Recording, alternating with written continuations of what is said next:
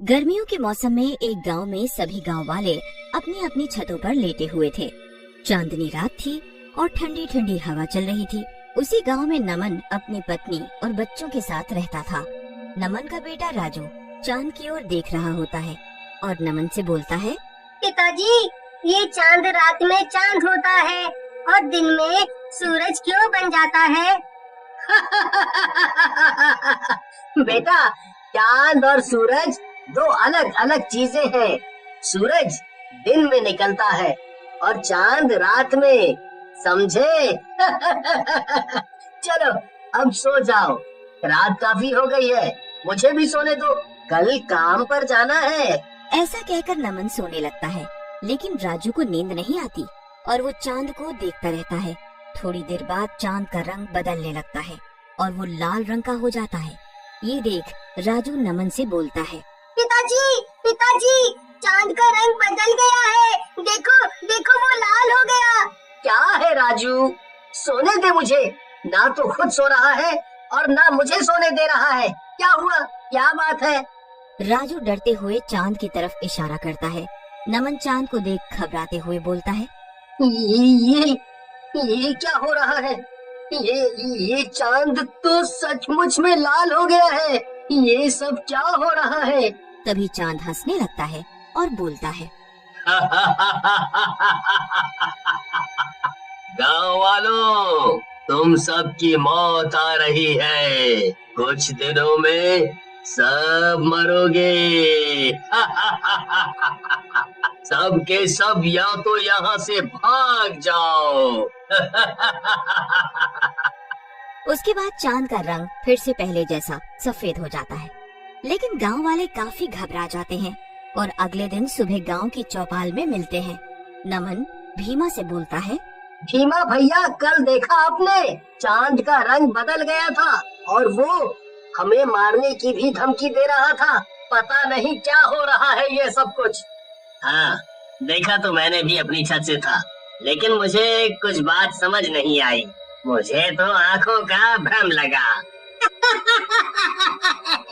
अरे भीमा भैया, ये कौनो गणित का सवाल है जो तुमको नहीं समझ आया है? और दारू पिए था का जब भ्रम लगा? अरे वो चंदवा हम लोगों को धमका रहा था सीधा सीधा, और तुम कहा तो कुछ समझ नहीं आया है? अरे इसीलिए तो मैं तुमसे बात नहीं करता पुत्तन, बिल्कुल जाहिल की तरह बात करते हो। अरे तुम दोनों लड़ो मत। एक तो ये चांद की बात से इतना डर लग रहा है और ऊपर से तुम दोनों भी लड़ रहे हो। मैं तो कहता हूँ आज रात का इंतजार करते हैं और अगर कुछ होता है तो कल फिर मिलेंगे और देखेंगे कि क्या करना है। नमन की बात गांव वालों को जम जाती है और वो रात का इंतजार करने लगते हैं। आधी रात होते ही चांद का रंग फिर से बदलने लगता है और थोड़ी ही देर में लाल हो जाता है। गांव वाले अपनी अपनी छतों पर खड़े होकर ये सब देख रहे होते हैं। मुझे देख रहे हो? लगता है मेरी बात तुम लोगों को समझ नहीं आई। लगता है तुम लोग मर के ही मानोगे। चांद की बात सुनकर नमन कहता है, चांद जी, ये हमारा गांव है, हम इसे छोड़कर कहीं नहीं जाएंगे। लेकिन तुम हो कौन? लगता है तुम लोगों ने मरने का ठान लिया है। अगर ऐसा ही है तो ये ही सही। चांद के ऐसा बोलते ही वहाँ जोरों से लाल रंग की बारिश होने लगती है। ये देख गांव वाले घबरा जाते हैं। लेकिन वहीं पर एक शराबी जिसका नाम दिनेश होता है बोलता है, अरे तुम लोग तो कह रहे थे कि लाल रंग की बारिश हो रही है।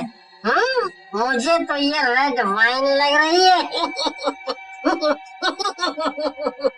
दिनेश की बीवी सीमा गुस्से में चिल्लाती है और बोलती है, हाय रे, मेरी फूटी किस्मत, कहाँ से मैं इस शराबी के पल्ले पड़ गई। अरे मनहूस, ये शराब नहीं खून है। तुझे खून और शराब में फर्क नहीं पता चलता क्या? हाय रे हाय।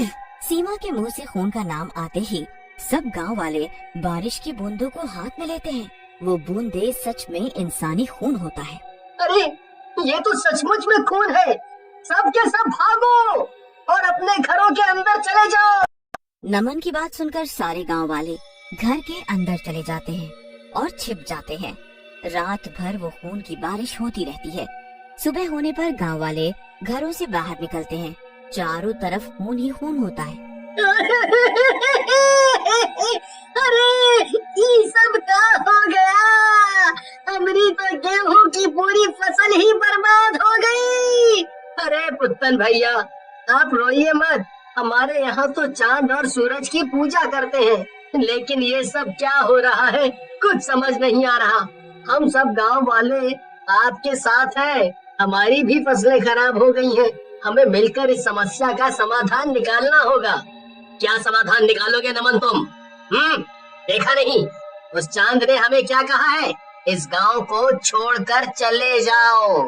भीमा भैया, आपको जाना है तो जाओ, मैं ये गांव छोड़कर कहीं नहीं जाऊंगा। ये मेरा गांव है। मैं एक शैतान से डरकर गांव नहीं छोड़ सकता। ऐसा कहकर नमन वहाँ से चला जाता है। रात होते ही वही खूनी चांद फिर से निकलता है और बोलता है, तुम गांव वाले लगता है ऐसे नहीं जाओगे। अगर ऐसा है तो मरो फिर। ऐसा कहकर चांद फिर से वही खूनी बारिश करने लगता है। गांव वाले पूरी रात घरों में दुबक कर बैठे रहते हैं और सुबह जब सब बाहर निकलते हैं, गांव वाले अपने अपने जानवरों के पास जाते हैं, लेकिन बारिश की वजह से सारे जानवर मर चुके होते हैं। गांव वाले रोने लगते हैं और परेशान हो जाते हैं। नमन भैया, लगता है अपना इस गांव में इतना ही दाना पानी था। अब हमें ये गांव खाली कर देना चाहिए, नहीं तो अपने पालतू जानवरों के बाद अपना भी नंबर आ जाएगा।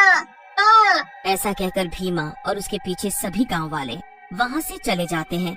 तभी नमन का बेटा राजू वहाँ आता है और नमन से कहता है, पिताजी, मुझे आप पर गर्व है। आप सचमुच में बहादुर हैं। मैं आपके साथ ही रहूंगा। राजू की बात सुनकर नमन को हिम्मत आ जाती है और वो गांव से दूर एक जंगल में एक साधु बाबा के पास जाता है। साधु बाबा नमन को देखकर मुस्कुराने लगते हैं और बोलते हैं, आओ नमन बेटा, आओ। इस दिन का तो मैं कई वर्षों से इंतजार कर रहा था। बाबा, आप मुझे कैसे जानते हैं? आप और मैं तो पहले कभी नहीं मिले। नमन बेटा, मैं तो तुम्हें तुम्हारे पिछले जन्म से जानता हूँ। ये सब जो हो रहा है तुम्हारे पिछले जन्मों का परिणाम है। दरअसल तुम पिछले जन्म में इस गांव के राजा थे और ये चांद रूपी शैतान जो है वो दूसरे राज्य का राजा था। लेकिन बाबा, अगर ये मर गया था तो ये चांद कैसे बन गया? लगता है नमन बेटा तुमने मेरी पूरी बात नहीं सुनी। अरे ये तांत्रिक शक्तियों में निपुण था और इसने अपनी तंत्र विद्या से चांद को बंदी बना रखा है। लेकिन बाबा, अब हम इससे कैसे निपटेंगे? अगर ऐसे ही रहा तो ये सबको मार डालेगा। बेटा, उपाय तो है लेकिन बहुत कठिन है। बाबा, कुछ भी हो, मैं लोगों की जान बचाने के लिए कुछ भी करूंगा। बेटा, तुम्हें अपने बेटे राजू के अंदर मेरी आत्मा को जाने देना होगा, क्योंकि चांद के पास जाकर ही उस शैतान को मारा जा सकता है। नमन के हाँ करते ही साधु बाबा अपने प्राण त्याग देते हैं और उनकी आत्मा नमन के साथ जाती है। रात में चांद गांव में फिर निकलता है। नमन छत पर राजू के साथ खड़ा होता है, लेकिन तभी साधु बाबा की आत्मा राजू के अंदर प्रवेश कर जाती है और नमन को दूर धक्का दे देती है। दुष्ट शैतान, नमन को तू छू भी नहीं सकता। आज तेरी मौत पक्की है। ऐसा कहकर राजू चांद के मुंह के अंदर घुस जाता है। चारों तरफ जोर से रोशनी होती है और बहुत जोरों से बिजली कड़कती है।